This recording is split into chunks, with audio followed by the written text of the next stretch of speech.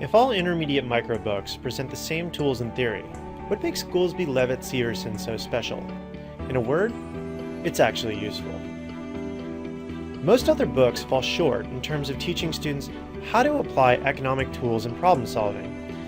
Instead of simply displaying formulas and relaying how they relate to theory, Goolsbee-Levitt-Severson goes further than any other book in guiding students step by step through the process of problem solving using the figure-it-outs, preparing them for the problems that they'll solve at the end of the chapter.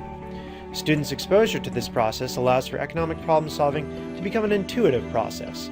The text helps them do better on their homework and in turn, better in class. Goolsbee also has a stronger empirical foundation than other books. Students more easily recognize the practicality and application of the material being presented to them when it's borne out by real-world data. And the author specifically designed features such as the theory and data boxes and applications boxes with this in mind. They themselves use empirical data to conduct their own research and still believe that students should be able to utilize it as well. Another aspect of Goolsbee-Levitt-Severson that makes it stand out from other books is the examples it uses. With many other franchises, examples are not updated from revision to revision. In turn, students struggle to relate to the material because at times it seems dated and dry. This is where the Goolsbee book has an ace in the hole. For many students, Microeconomics was their very first exposure to economics, and Stephen Levitt includes the same type of unique examples and perspective that made his trained books so successful. These examples are not just boxed off and segregated from the narrative as they are in many other books, but they're integrated and continually referenced throughout. One of the truly great things about the Goolsbee-Levitt-Severson book is that its math coverage is presented in a way that is flexible enough to satisfy anyone. Calculus is integrated in the presentation of theory, practice, and application through appendices, both in the book and online. For those who want some calculus, the basics are covered in the book's appendices. For those who want complete coverage, the online appendices go into further depth. Those who don't want to cover calc at all can just skip the appendices.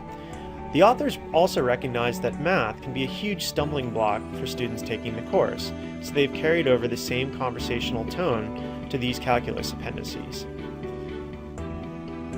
Along with the figure it out feature that I showed before, not only does Goolsbee have the most versatile math coverage, there's something for everyone, but it offers the most student support in this area as well.